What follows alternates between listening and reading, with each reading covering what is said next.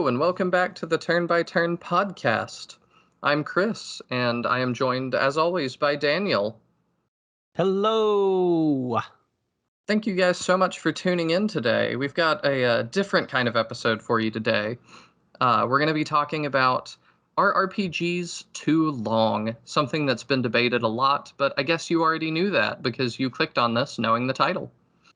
And if it's your first time approaching the topic, welcome.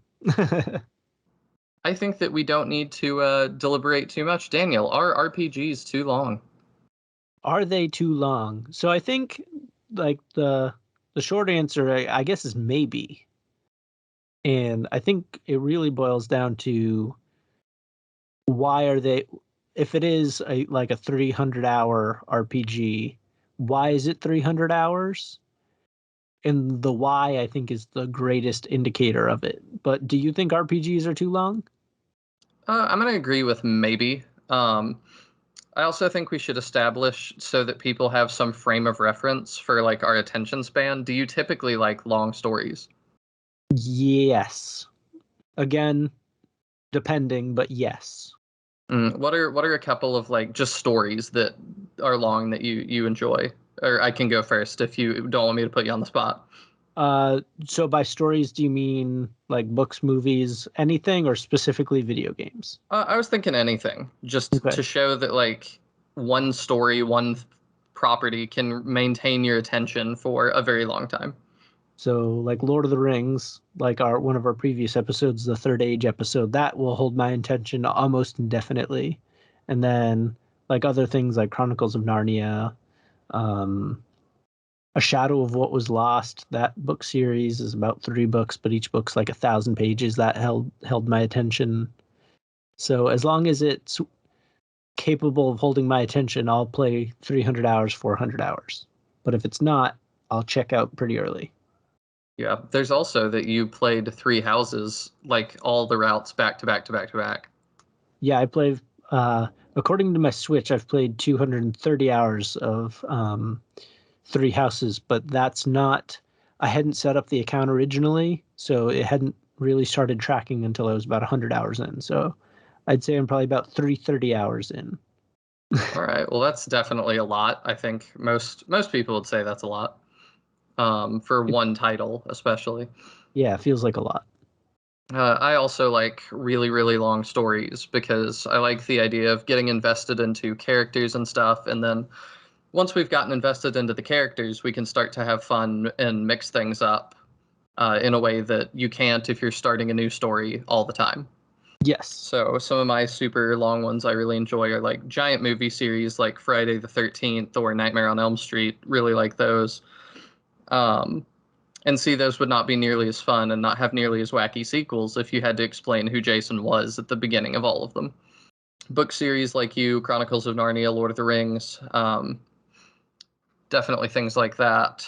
And then shows as well. I can watch hundreds of episodes of a show. I got really into like Naruto, Bleach, Dragon Ball. I really like all those, and those are all quite long.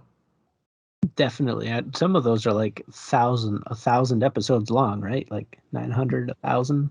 Yeah, some of them I preferred to read as well, and that definitely is less of a time commitment, but it's again that why is the show so long? Yeah, the why is definitely the biggest factor.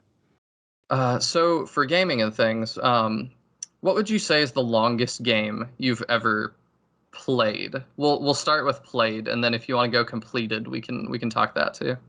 Probably Three Houses. I'm not sure I'll ever be able to 100% it, but obviously, like I was saying before, like it's been like 330 hours, so it'd be hard to top that. Yeah, I can definitely understand that. I think the longest one I've ever finished. Now I've thrown myself into this corner. It might be Fire Emblem Fates, all routes as well, if we're gonna do that. The That Fire took a Emblem very, ones are very long easy time. because they're naturally pretty long, and they require full restarts to branch off into other storylines and stuff. So Yeah, so that would probably be mine. And I know there's much, much longer ones. I mean, I've finished in air quotes Skyrim. I've had the credits roll, but you can also just get lost in that for a very, very, very long time. Yeah. But more open-ended ones where like you can keep playing even after the story's over, like that could just be like never ending. You could play like 700 hours of Skyrim. Yeah, you definitely can. And then there's mods and things as well to keep it interesting and to keep new content coming in. So you could definitely spend as much time with something like that as you want. And I also think, in the interest of fairness for us talking about this, we should talk about online games some, I think, but that's not typically what we're talking about, I think. You mean like MOBAs? Not just MOBAs, but games like MMORPGs, like World of Warcraft or Final Fantasy 14, things like that. Because, I mean, those are still technically RPGs, but also I don't think it's fair to judge Skyrim against something like World of Warcraft or Final Fantasy 14. Yeah, you could keep playing online games way past whatever amount of content is like built into them. Yeah, for sure, for sure.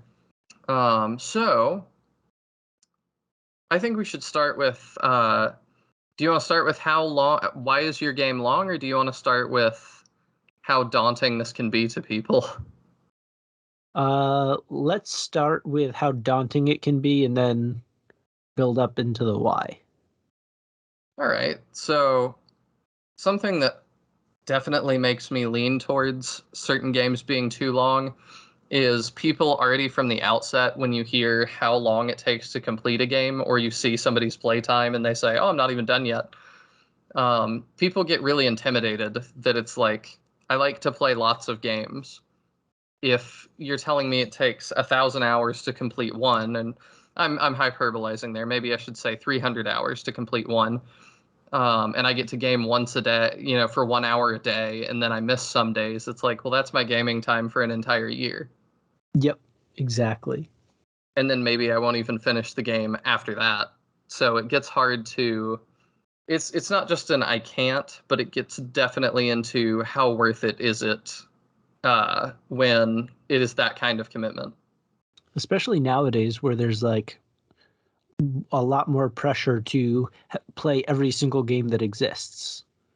So a new game comes out and you're supposed to know everything about it within the first 48 hours or else you're left out of Yeah, like the yeah, and I do conversation. think maybe your perception's different. I feel like that's been better in the past few years. I think I probably feel a little differently about it. Maybe less about games and more about other things though. Yes, I'll agree to that.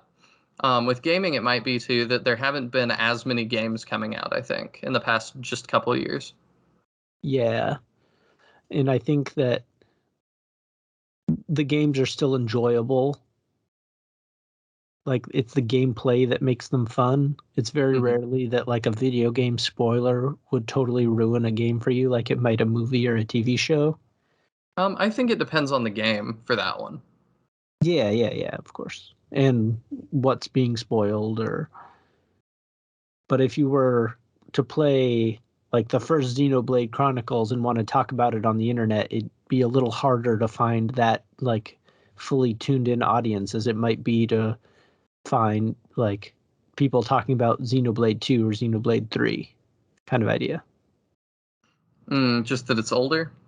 Exactly. So like you run the risk of missing out on being able to talk about it online with people kind of thing. Mm, I see what you're saying, that once the hype dies down, people just are not going to talk about it with you as much. Exactly. It and then you're sort of waiting for it to become nostalgic or the sequel to come out so there's sort of renewed talk about it. Yeah, I can see that's why some of the pressure is there. But I don't know what your personal experience is. My personal experience is I definitely had friends like that, but I noticed a little bit of the fallout, and it might be that I pointed out to them that they were doing it. Was that it was like I had a friend really wanting me to buy Assassin's Creed, whatever the Nordic one was. Is that Mhm. Odyssey? I'm not too familiar with those games. I'm not either, and I should be better. And I'm sure somebody will correct me, but I had several friends really wanting me to buy that game, and then almost immediately turn around and be like, "Oh, I really want you to buy what is it called? It was BioWare's failed one now. BioShock? No, Anthem. That's what it was. Mm-hmm. Yeah, I had friends really wanting me to buy Anthem, and from the outset, I was like, "This is not going to do well," and I know that, and like none of y'all are going to be playing this in 2 weeks, and sure enough, none of them were. But I think also that it's interesting to me that people get intimidated by RPGs because there's a lot of pressure for games to be really long, I think. And I think that's why, especially like the Ubisoft ones do so well, is that when you see a game like Assassin's Creed or I don't remember if it's Ubisoft or not, but like Far Cry, that they're like, wow, this game takes 100 hours to complete or more if you want to complete it. And people go, wow, that's a lot of good value for my money. And there's pressure on them, on those companies, I think, to have the ability to make statements like that. But then there's definitely a sweet spot where it's like, well, if I tell you Final Fantasy 6 takes 200 hours to complete, so that should be more worth your time because it's the same price. It should be more worth your money. People go, that might be too much. Mm-hmm. And I think we had sort of mentioned this in other episodes that, again, it kind of goes back to the why. Like, why is it 300 hours? Like, if it's like 300 hours, but 100 hours of that is fetch quests, like, you could kind of push those to the side and just do the main story, and the main story might be 200 hours, and that's more digestible. But feels like there's extra pressure on games now to have not only a main story but a couple of B plots and then some like mini games within the game. So there's like replayability to it. Yeah, I can definitely see that. Um, but there's some games too I don't think need to be super replayable. Like I think Fire Emblem is kind of one of those that I get my replayability by mixing up classes and things, and I don't really need much more than that. Um, but also when I finish a game like a Fire Emblem game, I'm ready to just sit for a while and process what I played. I'm not ready to be like, all right, let's jump into the next one. Yep, I can understand that for sure. I need at least a little bit of cooldown time. So I think that's a good segue though into how are you extending a game's length, and I think we can talk about some different specific games on how it's done and what works and what doesn't. So I know you're wanting to beat around the bush and stuff, but like you and I think have very similar feelings on it. How Final Fantasy extends gameplay.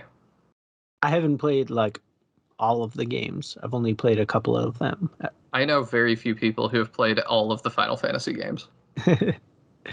um, but it seems that there are a lot of just sort of miscellaneous encounters.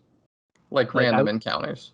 yeah, random encounters. So when I was playing through Final Fantasy VI, there was one portion of the game where it was an hour straight of just encounters. Like there was no story to be had. And like I was just progressing from part A of the story to part B. Like it wasn't like I had veered off the beaten path. I was on like the regular path.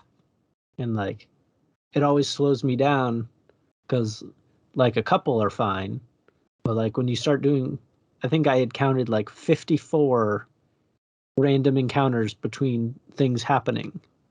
So it And just then how long is each one of those encounters, would you say? probably somewhere in the neighborhood of like 2 minutes, which like 7 to 10 of those fine, but 54 at like 2 minutes each, that ends up being like a decent chunk of time. Yeah, if you're getting to game 1 hour a day, that's several days of your playtime. And again, like I'm not the strongest gamer, so like maybe a better gamer would have 27 encounters instead. But still, But still, at 2 minutes an encounter, that's still a very long time between when you feel like you're doing something. yeah, it's the same thing with Pokemon where sometimes you'll walk around a field and you feel like you have like 54 encounters.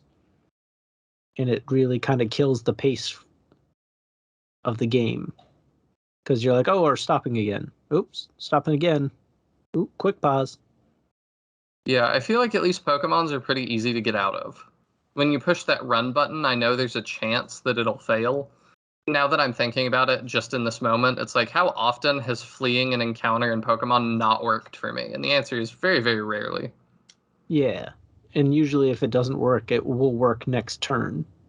Which it's the Yeah. same in Final Fantasy, but there's also the additional grinding in Final Fantasy where you kind of need all those encounters to stay up to pace. So if I'm in the mood to grind, it's totally fine. But if I'm just trying to like have a nice time, like breeze along, just get a chunk of the story in, it kills that sort of chance. I can understand that. And Pokemon, it feels like the grind is much more optional. It's optional and it feels like it can lead to something. Like you can capture a new Pokemon. It's sometimes Yes. feels like with Final Fantasy that like you grind and you get like experience points, but you don't always get a reward for it beyond just some experience. Yeah, and I was gonna say too, like I get that that's what Final Fantasy is, and that parts of Final Fantasy are just not super for me, and that's okay. But I do think that, like Pokemon, you said there's many things that can happen. You can learn a new move, you can level up, you can catch new Pokemon, or you might evolve the one you're currently using. There's a pretty large number of things that could happen. And there's also the chance that each encounter could be a shiny as well, which has only, it seems like, grown in popularity in the past couple of years. But when I'm playing a Final Fantasy game, it definitely feels like there's a lot less that can happen here. And that the ultimate reward is my points on a screen went up. And I've said in previous episodes, math is not my strong suit, and so I don't find numbers exciting. And that's not to say that like Final Fantasy is terrible. It's just No. like I have to kind of be in that headspace to want to grind when I play. Yeah, yeah. And sometimes that is nice. Like, it is nice to sit back, relax, and just grind out levels sometimes. Like, I definitely enjoy that. But there's lots of ways to extend the length of your game. We also have the longest one I've ever completed, I said, but the longest one I've ever played some of, I've talked to also about on some of our other shows, which is Xenoblade Chronicles 2, I think.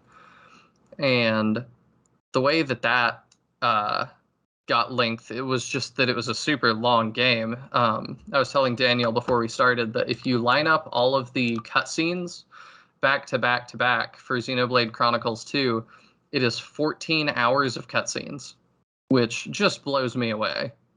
And do you feel like obviously I don't think you've completed it, you said, but do you feel like those cutscenes do they add to it or do you feel like you just kind of skip them? I felt like the cutscenes were almost the entire game for me. It was the entire point that, like, I appreciated journeying around the map with the characters. The thing that really didn't make that game work for me was combat.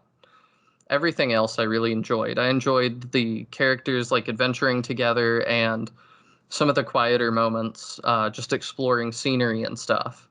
And that sometimes you're walking for a little bit and there's not a random encounter. And you just kind of enjoy the scenery because it's a very pretty game. But the cutscenes were really nice because you get all these character moments with them interacting with each other, and that's really to me where the heart of the game happens. Because Xenoblade 2 has been, and Xenoblade 1, obviously. They've been on my list for a long time. I just haven't kind of gotten around to them for the very reason that it's a big game to sort of stomach. And like my gaming time is sometimes not very frequent. So to sort of focus in on that world and all the new characters and stuff I'd be learning, like I'm not sure I can 100% commit to it in any meaningful way, which has to do with getting older and having less time for gaming and stuff. But if it was, if it's worth it, which it sounds like Xenoblade definitely is, I definitely want to play and would definitely be willing to commit the time to it. Yeah, it's definitely worth a try. And then there's also always the question of finishing a game versus completing it. I'm not a completionist in most games. There's some exceptions. I think I've only completed one game in my entire life to like the 100% degree. Oh, what was that? And it is Lego Marvel Superheroes. Ah, um, which, for those unaware, I think it took me like 80 hours plus, like 80 hour. I'm not going to remember off the top of my head, but there's 150 unlockable characters, and I got all of them. But like, did I'm you get super. all the like mini kits and stuff and all that too? Yep. Okay. So I believe that was the only game that I've 100%ed. But I'm super dialed in on the Marvel heroes and stuff. Mm-hmm.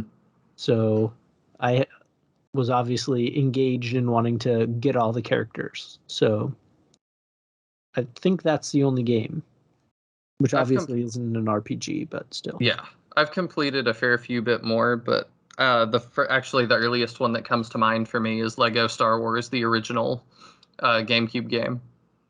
Oh, that's a fun game.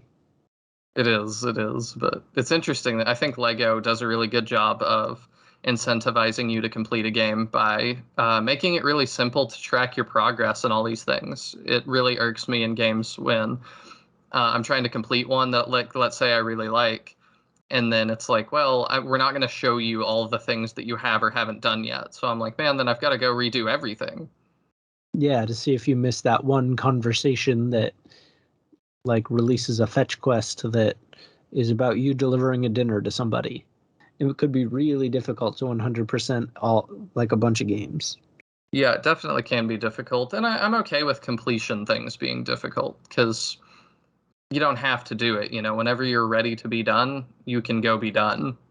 For the most part. I mean, there's definitely some that, like, I don't know what the difference between a completion versus finish is in something like Xenoblade Chronicles 2.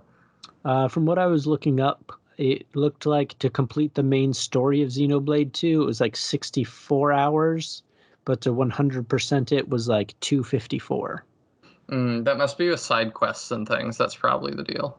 Yeah, so it really gets longer if you do all the extra stuff. But like the Mm, base story isn't that like that's not too like daunting of a thing to sign up for. Like 64 hours is totally doable.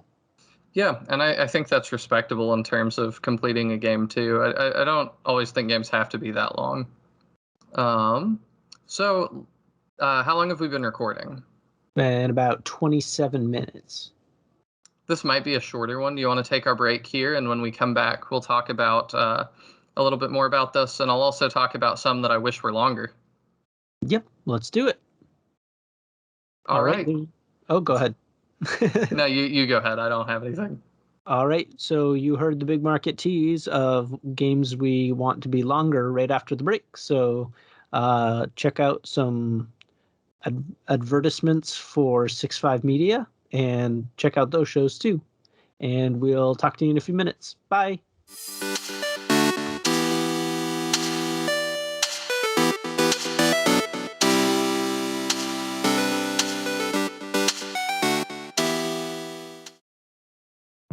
Hi there, I'm David. And I'm Kate. And we're the hosts of another Zelda podcast. There are so many good podcasts out there, and some of them in particular concern The Legend of Zelda. That's right, Kate, and we are another one of them. That is actually the name of our show, Another Yes. Zelda Podcast. And in our show in particular, we talk about some of our favorite dungeons, characters, boss battles. We have top 10 lists. Yeah, we do deep dives on game design and production aspects of the different Zelda games. And we talk about our own experiences. We do some review episodes, talk about our challenges, our struggles, and our victories. That's right.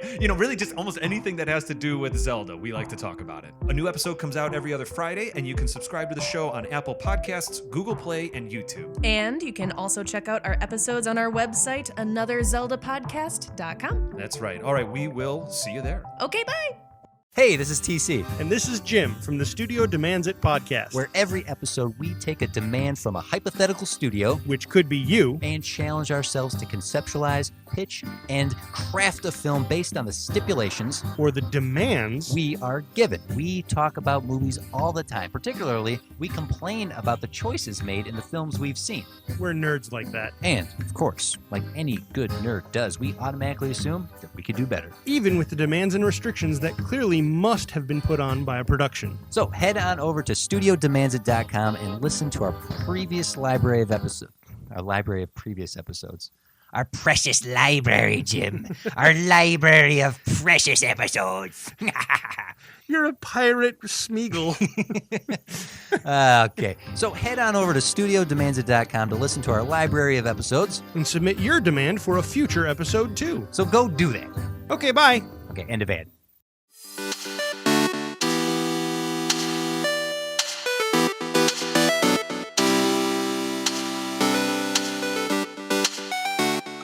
Welcome back from the break. I hope you enjoyed those ads. And if you skipped them, we worked hard on recording ours. So I assume other people worked hard on recording theirs. Maybe you should go listen to them. Maybe they're fun.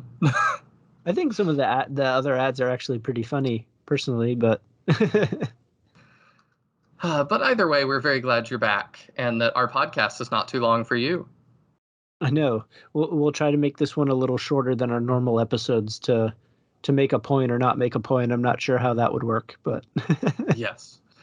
So the tease going in was we're going to talk some games that we really wish were longer as well, because I don't feel like that gets brought up too much. So do you have one off the top of your head? Because I know I do.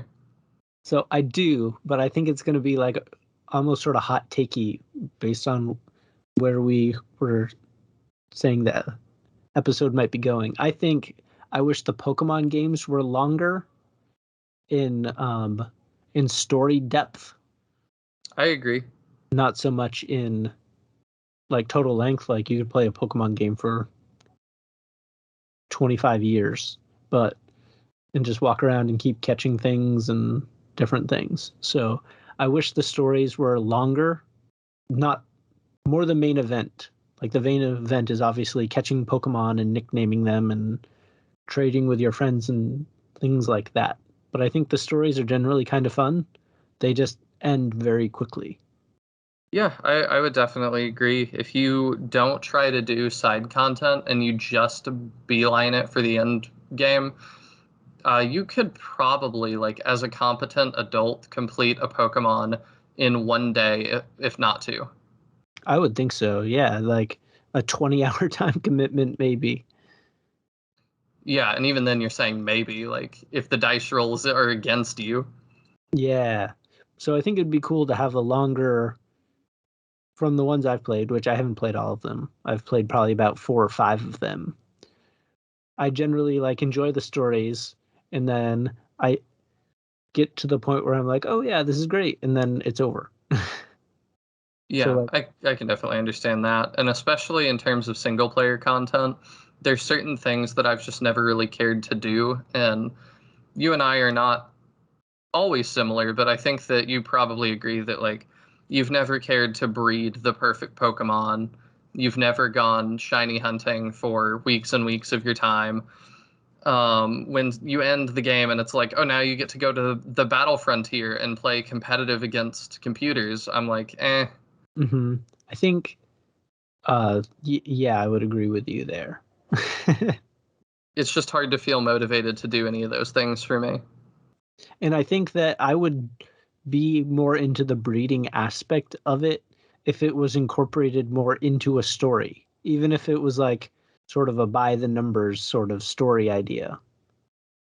Give me beyond the inner harmony and happiness it creates in my soul, give me more of a reason to be breeding. That's something we talked about in our futures episode. Incentivize the breeding, have it kind of go somewhere.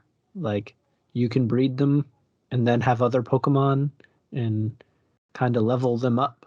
But after the story's over, that's not really incentivized anymore. It's not getting you anywhere. So if they were to make that go somewhere, that would be really cool. Yeah, we talked about like having sort of side quests for all these different jobs and letting you pick a job. That would make the length longer because it'd make other aspects matter more. And if you like breeding and stuff, we're not saying that's horrible or anything like that. It's just in our heads, like we want it to be more important. So there's a reason to do it. Yeah, more plot things. And it is really important if you're playing like against your friends or even in a circuit that's like actual competitive scene stuff. But Daniel and I both don't do that. No, not yet. Do you have plans to be a competitive esports player for Pokemon? I do not, but I've in life been trying to not say no to things. So I mean, I why think not? that's a good way to be. I was like an Uber nerd in college and joined the Pokemon Club and played against the other Uber nerds that actually did do all the breeding and all the stuff and raise the perfect Pokemon. And very quickly I realized if I wanted to actually be like anywhere near good at this, I was gonna have to be on a whole different level of committed than I was. Weren't you like the captain or something of the team? No, that was what you're talking about. It's a short aside, but I played on before Blizzard was terrible. I played on an actual like legitimate college esports team for Heroes of the Storm. That must have been what it was. Yeah, man, and that too. Like, I won't stay on this tangent for long, but oh my gosh, the way that that was organized was atrocious. Like, the most I had jobs in colleges, it was at one point I was working 3 jobs in college. Um, and the esports thing was fun, but I expected when I signed up for it that like I would have time to play in these matches, but like they were at the most inopportune times. It was like, yeah, at like noon on a Tuesday or something, you need to be ready to play like 5 matches or 6 matches in a row. And I'm like, that's like 5 to 6 hours. Like I work. Like, do none of y'all work? Like, how are y'all even able to do this? So that was definitely a crazy experience. Oh yeah, I can't even imagine. But I expected like some evening games and stuff and like things like that, or weekends, to at least pretend that I'm not working on the weekend. But no, it was like in the middle of a weekday. I'm like, I'm lucky I'm not in class right now. Like, I don't know how y'all are doing this. so no current plans to become an esport champion, but I'm certainly not going to say no if it happens to fall into my lap. Yeah, I just realized that the dedication for Pokemon was so high.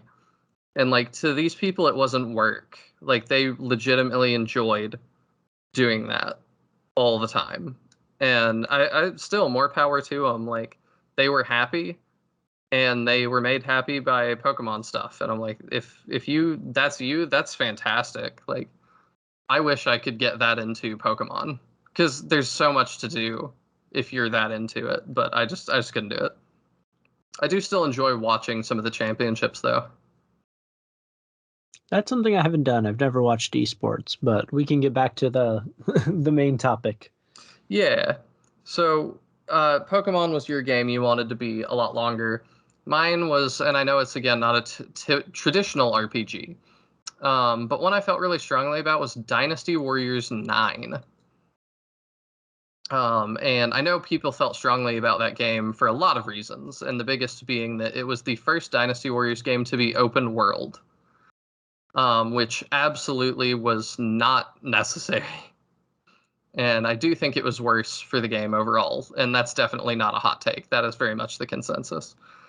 But that was one I found myself putting a bunch of house rules on myself to try and make it more interesting.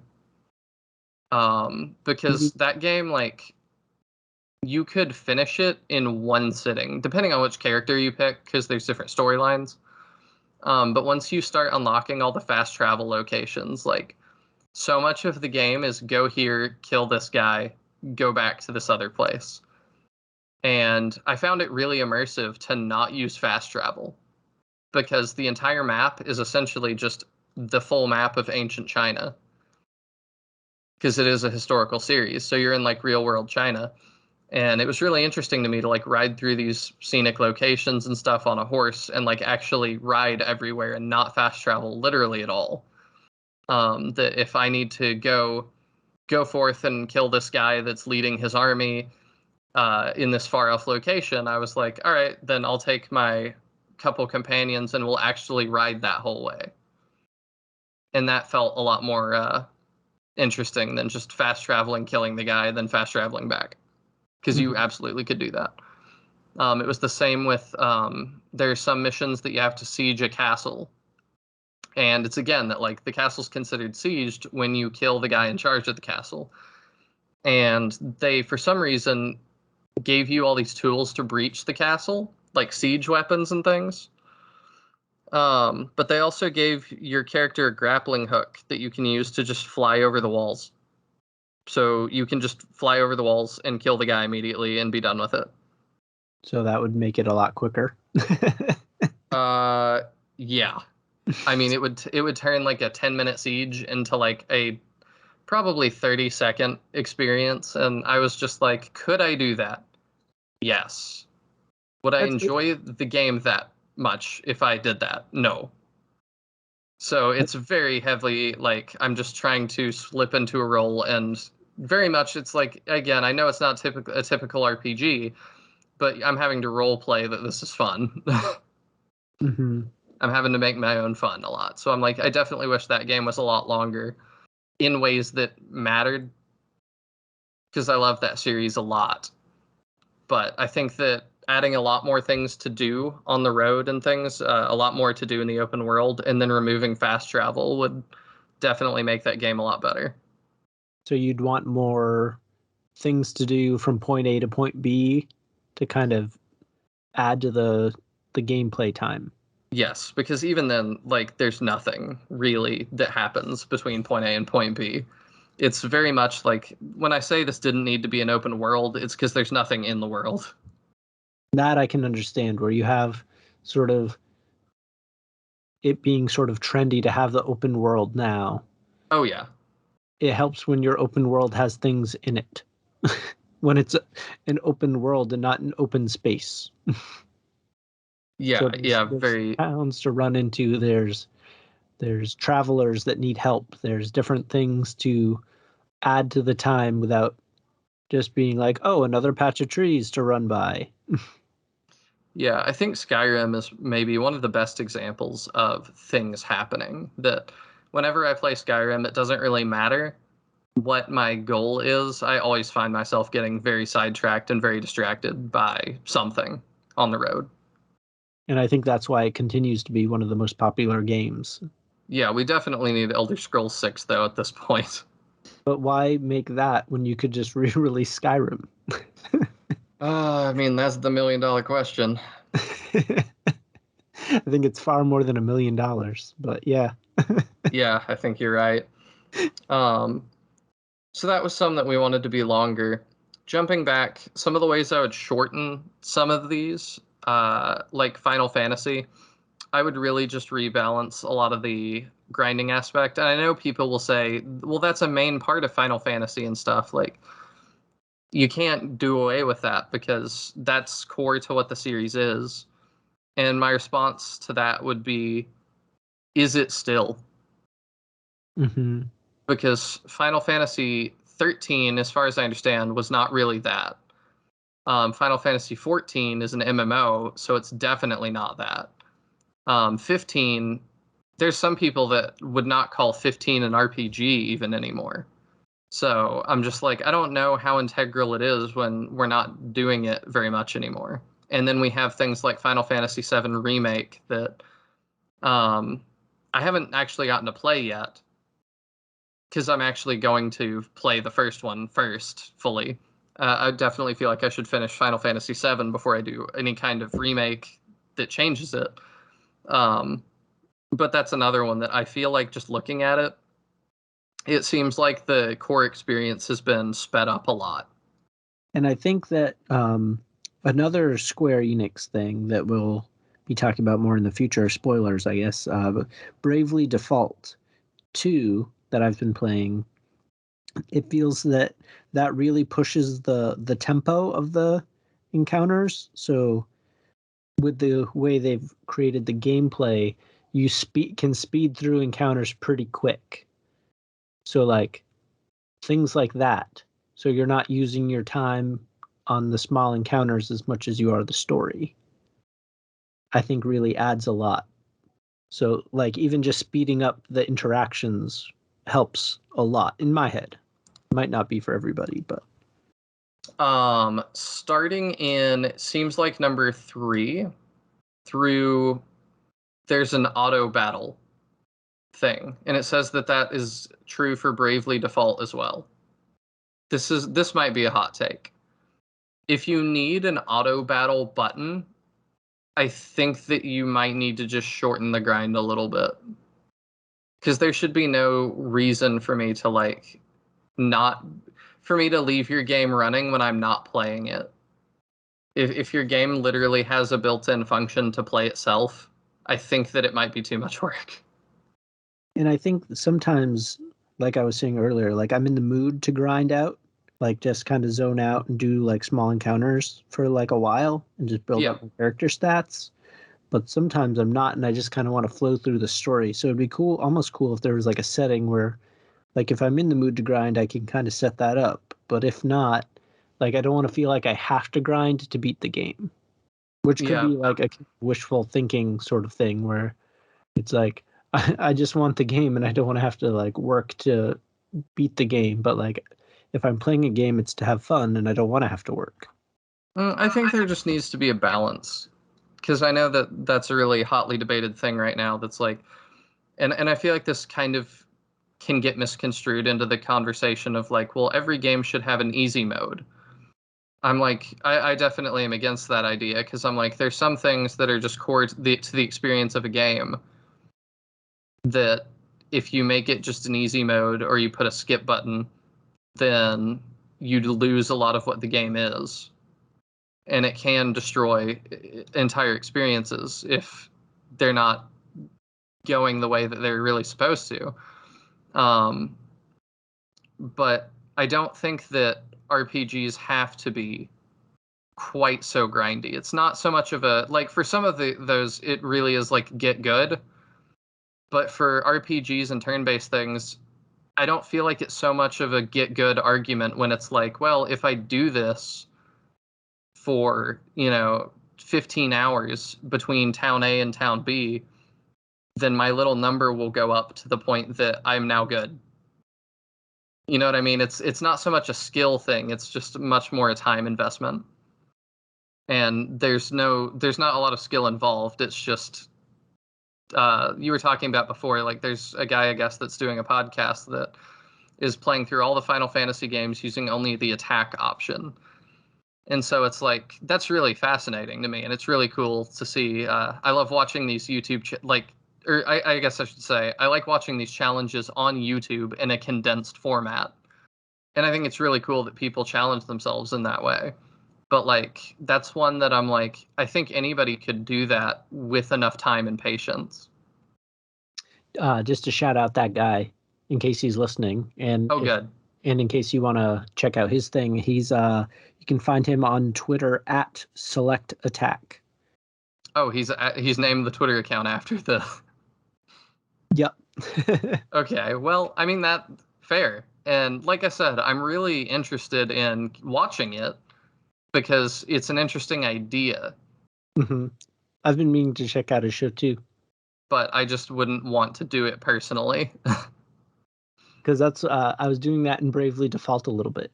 And I'll save my thoughts for that for another episode. But sometimes you just get going and you're like, attack, attack, attack. And it becomes like, it's almost faster. So I'm interested to watch his series just to see if it's faster than it would be if you were playing normal.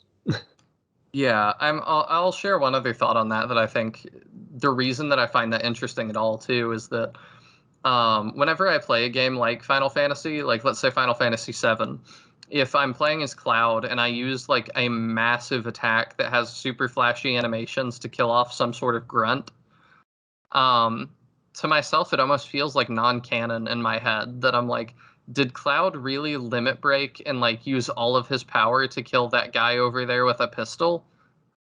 No. Like, it's almost like in plot that didn't happen, because that would be weird. But like, if he used the attack command, like, could Cloud just swing his sword at that guy that stood in their way? Yeah, that makes sense. I don't know if you ever end up feeling that way. I can definitely see that, because sometimes you have like your super, like in Pokemon you have like your hyper beam, and you're using your hyper beam on like a Caterpie, and you're like, is this is this necessary? Like, is this happening? Yeah, exactly. And it's like, is that really part of the story? Is me using Hyper Beam on that Caterpie really part of the story? Like, no, not really, not in my head. Yeah, and I think that can be fun, just like kind of blasting noobs. But that's like fun in like a non-story way. Yeah, Trainer Joey never knew what hit him. Yeah. Let's talk about at least one more before we end off, I think. We said we were going to talk about MMOs, so let's do that. Sure. So MMOs. We talked about during the break. I have a lot more experience with MMOs. I've played World of Warcraft a little bit. I played Star Wars: The Old Republic a lot. I played some RuneScape. I played some Maple Story, some Latale, some Tales of Pirates. I definitely have some experience in some weirder MMOs. And there's definitely some other ones in there too that I can't fully remember the name of off the top of my head. But there's different ways, again, to judge how long these are. And part of it is, do they have an ending to begin with? And some of them, it just feels like no. Like, Danielle, you said you've played RuneScape some, and so have I. When you start playing RuneScape, at least when you did when I played, which, to be fair, was a long time ago, it never felt like there was an end. It, like, from the very beginning, it was like you're loading into this world to have fun for a while, but you're never going to hit an end. Yes, I would agree with that. You're not really thinking of the end game of RuneScape. Right. Which then is like, to me, that one's totally subjective. Just, are you having fun? Because I don't even know how much the story matters to people in that. It didn't matter to me a whole lot. But I also have a friend that it mattered a lot more to, and he has a lot of fond memories of the RuneScape story. I don't know if you read that or paid that much attention when you were doing it.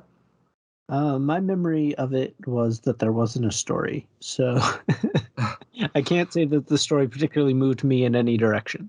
I don't know if there was a greater plot line back then, like overarching plot line, but at least every side quest had its own little story.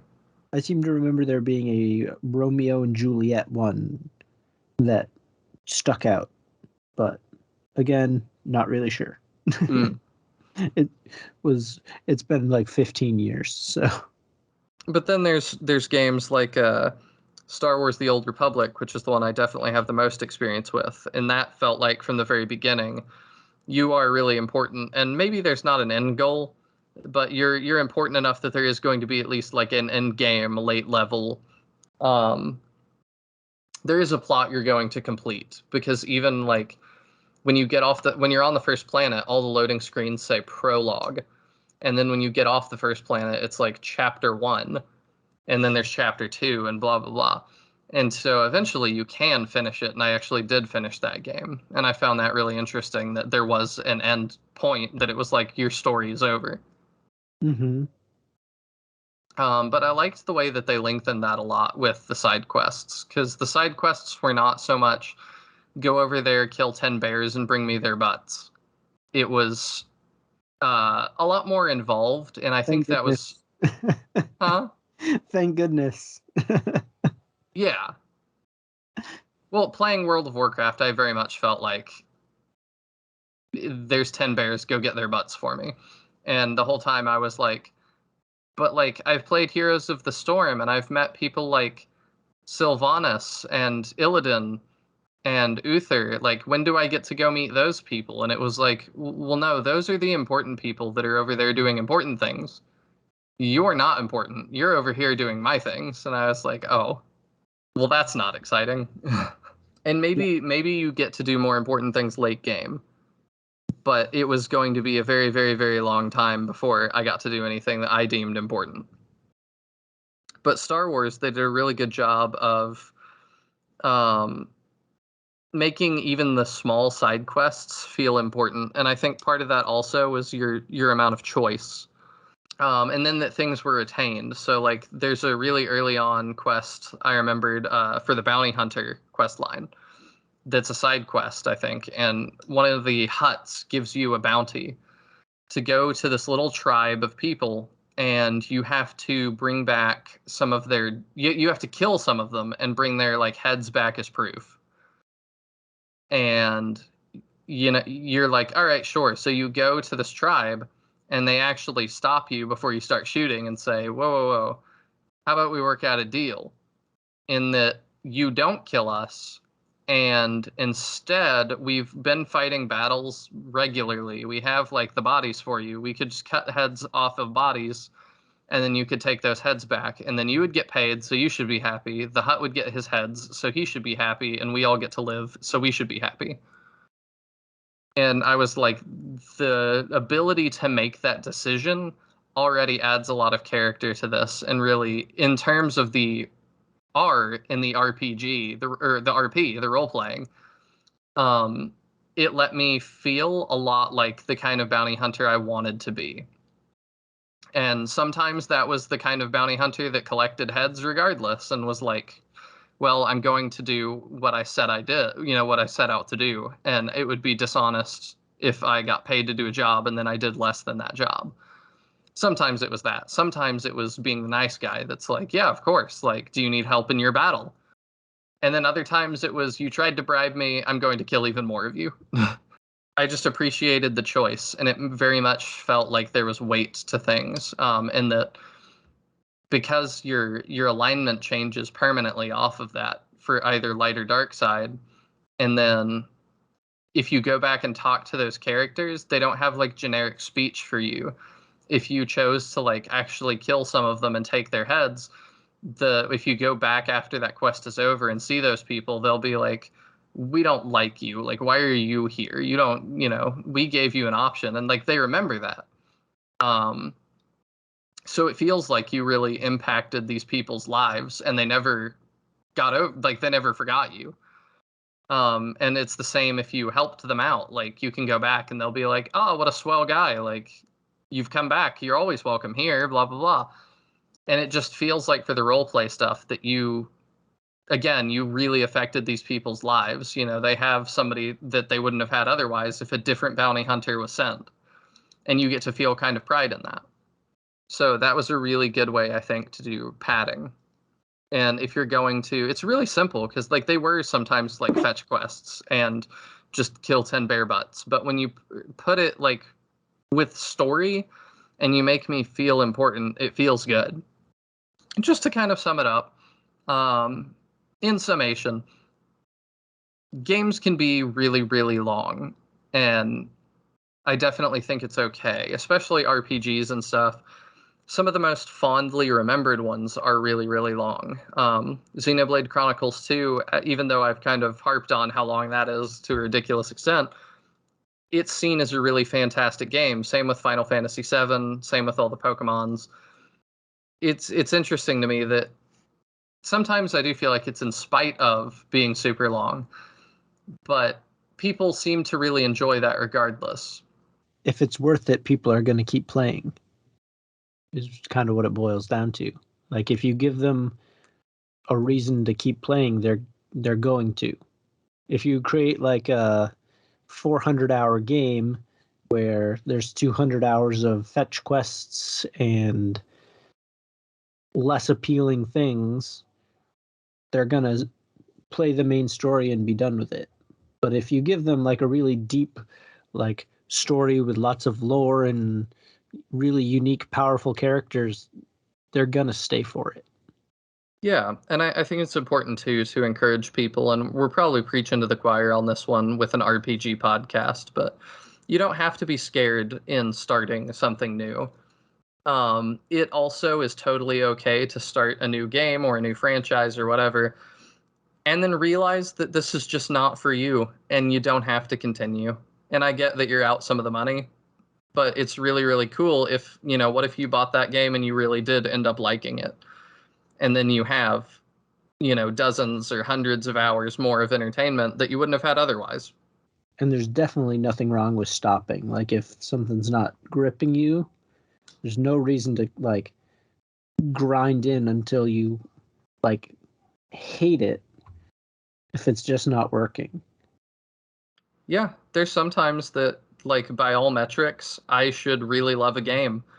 I love maybe the franchise that it's part of. I love the gameplay in other games. But sometimes it just doesn't really work for you and you don't know why. And that's always fine. It just happens. So in the end, are RPGs too long? Sometimes. But yeah, definite maybe. It's always worth it to start a journey and see where it takes you. Exactly. And then find people whose opinion you trust when picking these things. Yes. And it can also be just find people that you know. I definitely have some critics I listen to and I trust. But I've started to learn their tastes. And so there's times that critics I like will play a game and go, man, I absolutely hated this. And I go, I should check that out. Exactly. Sometimes the negative feedback is more useful than the positive. Yeah, for sure. It's just that not everyone's tastes are the same. And you can start to learn if you follow like specific critics, especially, you can start to learn what people's tastes are. And then where they don't align with you, you might go, oh, they hated it. I got to go pick that up because that's probably right up my alley. Yep, exactly. I always love the sort of things that it's like when you see somebody complain about a game or a story and they list off all these different things. And so it's like objectively correct, but that's the reason that a bunch of people like that thing. Exactly. It's like, oh, it was horrible. There was like so much character development. I just had to stop playing. Like I couldn't take it. That's like the bread and butter for a lot of people. So Yeah, one I recently saw like that was Elden Ring, which people have now gotten to play a little bit of. And there were some people that were like, this is just Dark Souls, but it's open world. I hate it. And there were a bunch of other people I saw going, this is just Dark Souls, but open world. It's the best thing ever. yep. And I'm like, well, I guess you're both objectively right in terms of it is Dark Souls, but an open world. But then that means varying things to varying people. Yep. I don't know. I like stuff like that. I think that's cool. Yeah, I think that's fun too. So I hope you guys enjoyed this more off the cuff episode, more unscripted and stuff. Just kind of Daniel and I talking to each other. And if you want to hear more episodes like this, definitely reach out and give us some conversation topics that you'd really like to hear us talk about. Because I've definitely enjoyed recording things in this way, even though it's not quite our norm in terms of what we do. Definitely. I know that the comments are likely going to pour in of like people supporting me on my esports journey. And I look forward to it. Oh, we'll make jerseys. We'll all support you. It's fine. We'll get some like 6'5" like branding for my like leather jacket for when I play. What esports game are you going to be pursuing? I guess I'd probably lean Pokemon since it's the only one I'm aware is an esport. That's how unaware I am. Is League of Legends something that people still play?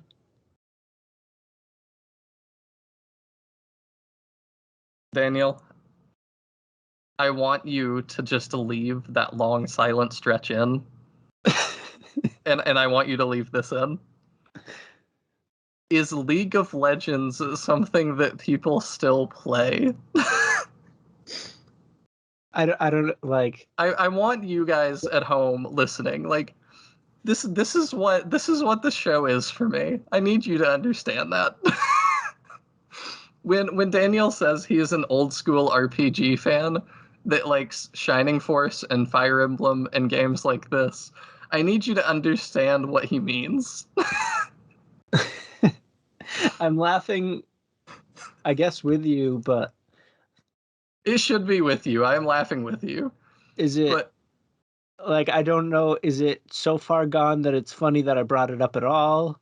Or is it so, like, still very much a thing and it's funny that I didn't know that? Like, why is this funny? I would say it is very possibly the largest game in the world. Oh, okay.